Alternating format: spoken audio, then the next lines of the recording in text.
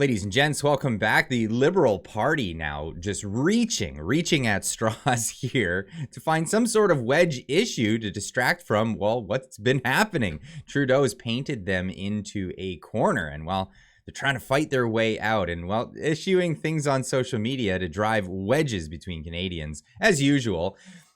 Liberal Party proudly pro-choice. Justin Trudeau and our Liberal team will always be proudly pro-choice. I mean, why don't you pull out the gay marriage and all the old wedge issues while you're at it? Well, have they been really have they really been pro-choice this whole time? Well, here's Justin Trudeau just a couple of years ago talking about his pro-choice stance. You deserve a government that's going to continue to say, get vaccinated. And you know what? If you don't want to get vaccinated, that's your choice. But don't think you can get on a plane or a train besides vaccinated people and put them at risk. Right, pro-choice, except when it's not something we want you to choose.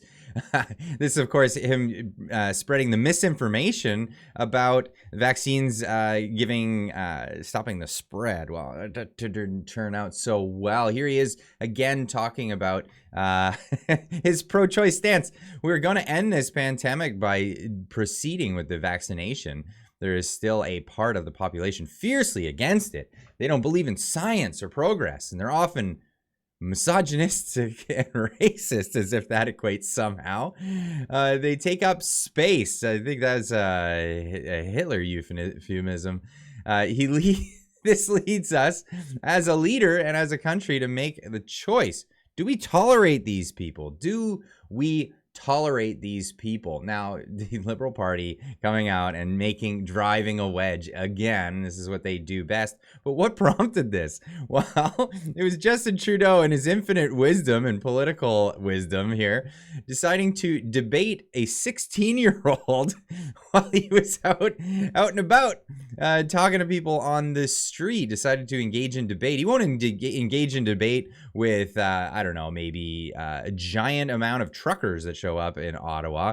He won't engage in debate with the official opposition. He'll ditch out on Parliament to not have to answer questions, but he'll go out and drive wedge issues with people who are, well, maybe not so versed in debate themselves. Good on you, man. Punching down. Our dental program that is going to help low-income families be able to send their kids to the dentist. Would you support that? I'm not fully into it. I just know. Well, you don't think? I'm for sure I'm against abortion. Hang on. We'll put that aside for a second. You don't think low-income families should have access to dental care? I think they should. You think they should? Yeah. Well, Pierre Poilievre and the Conservative Party voted against that. Okay. So already you see the party you support. The party you support. Doesn't. I'm not fully doesn't support it. I'm more PPC. Okay, so clearly he's using the current wedge issue that he was trying to put in Parliament, and that's dental. We're gonna give everybody dental. You're against that. You wouldn't be against that, would you? Well, maybe people are against the bill that they put forward. Maybe people are against the way the government wants to implement it. But that's but of course. If you're against it, you hate kids. What's the next wedge issue? More PPC. Yeah. Okay, so why is that? Why are you PPC? I think they're mostly Christian. I think I'm against the vaccine mandate. Okay, so mostly Christian. So you don't think we should be supporting Muslims? No, I think. Again, so if somebody's Christian, I guess they're anti-Muslim. That's the stance of the Liberal Party. Is that the idea here? Is that what we're putting forward? No, of course, this is called sophistry. This is not actually addressing the issue. It's just hurling accusations in the form of questions to a 16-year-old. We should support everyone. I think mainly liberal abortion is against Christianity. I think. Okay. Do you think that women should have the right to choose what happens to their own bodies? Personally, no. No, you think you should be able to choose what happens to a woman's body? Well, I think if they're sleeping around, they shouldn't be allowed to abort the baby. Personally, I'm pro. Okay, so wow is definitely an argument, Prime Minister of Canada.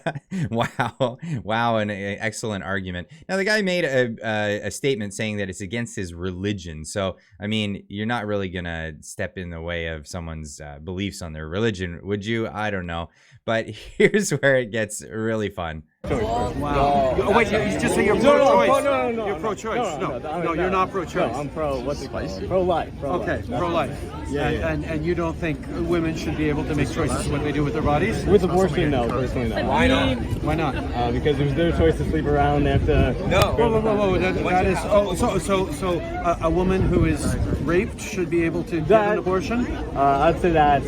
Sure, that's where it gets complicated. No, it doesn't get complicated. But that's it's like either yes or no. That's super specific examples. Those are like no, but it's an all too common example. Like if, right, women get raped all the time. Yeah. All the time. That's the thing, all the time. Now, this argument has come up many times in the past, and well, here's an instance where it was brought up in a congressional meeting in the United States, where someone was obviously pro-life and was brought up the question that you wouldn't want to take this away from people who have been involved in the struggle snuggle and perhaps want to do this, but it's a disingenuous argument because they wouldn't support it regardless. Here's an example of this. The Republicans' own witness, the witness they called, is candidly and openly calling for a nationwide ban on all abortions with no exceptions for rape or incest. And if I've got that wrong, I would invite Ms. Foster to correct me. Do I have it wrong, yes or no? If we added rape and incest exceptions, would you vote for it? Okay, I reclaim my time, of course.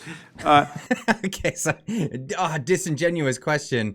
You didn't give me the answer I was looking for. But this is the point. This is the whole thing is using sophistry to debate a 16-year-old isn't a great look for the Prime Minister of Canada. Whether you care about these issues or you don't care about these issues, it's it's not very good. And this is at a time when Justin Trudeau is seeing some of the worst popularity that he's ever seen as a leader, trying to bring back old wedge issues. And why? Well, because of the issues that are actually driving a wedge within his own party. Here's a little tongue-in-cheek, because I Stand with Trudeau is trending. Xi Jinping pledges I Stand with Trudeau during a wave of unpopularity for the Prime Minister of Canada, Justin Trudeau. Xi also vows to contribute again to the Liberal Party of Canada in the next election, stating they were so happy to take our money the last few times. And of course, here is Justin Trudeau shaking hands with one of the guys who apparently, or evidently, or in the allegations here, gave $200,000 on behalf of the Communist Party of China to, you guessed it, his brother. In the Trudeau Foundation. Justin Trudeau meets with businessman New Genshing at the Lake House in short months after his brother Alexandra Trudeau accepted the tainted donation to the Pierre Trudeau Foundation that is claimed to have originated from the Chinese government to buy influence in Canada. Unbelievable. Real Andy Lee show bringing this tweet to us. And of course, this led to the entire board and president and CEO of the Trudeau Foundation to resign just this week. Unbelievable. Nobody just resigns out of what? Something that's not true or something that's just alleged. But this is the truth. And here is Justin Trudeau trying again to drive a wedge with Canadians on some wedge issue that is not even on the table. Now, mind you, abortion isn't even on the table. The opposition isn't arguing to make abortion illegal. This isn't something that is contested. It's not something that's in contemporary politics for a wedge issue at the moment. No, in fact, there are other issues in Canada, despite Trudeau trashing the Liberal Party here in recent times. This is, of course, from VesperD, a little bit of amazing artwork here with the garbage and rats all over the Liberal Party logo. But Pierre Poilievre coming out and saying a normal couple of days here in Trudeau's Canada. Sunday morning, Burnaby man arrested after shoving passengers at a SkyTrain, attempted to stab police officer after being confronted. Tuesday morning, Calgary, a victim shot on a bus now in critical condition. 2 people taken to custody. 2 people taken to custody Another suspect at large Tuesday morning, Montreal, 19-year-old stabbed in a Montreal Nord École. The victim is now in hospital with serious injuries. Tuesday afternoon, Calgary, police discover corpse in a suitcase. Tuesday night, Toronto, man stabbed at a TTC bus, suspect on the run. It keeps going on and on and on. This is Trudeau's Canada. Other people giving their perspective on Trudeau's Canada and the Liberal government here. Rod Taylor saying, how could this be? The Liberal government apparently lifted 1.4 million Canadians, including children, out of poverty. It is now reported that 1 in 4 children are using food banks. Something doesn't add up. In 8 short years, the Liberal government has driven 11 million Canadians into poverty. Trudeau's legacy right there. We also see the OECD countries' house prices to income ratio. Hey, look at Canada right at the top. If we're going to be number one at something, why can't we be number one in house prices compared to income availability for people? And well, here it is. Boom. A quick summary of Trudeau's tenure. The middle class being crushed. That's absolutely where we are in Canada. Anyway, let me know in the comments what you think about this whole idea. Is the abortion debate on the table? I didn't even think this was a thing. It seems like the Liberal government is just grasping at straws, looking for a wedge issue in order to get ahead of the curve on what is looking like it might end the Liberal Party as a party in Canada if it turns out that these allegations of collusion with China to peddle influence are true. Let me know. We'll see you in the next one. Keep on trucking.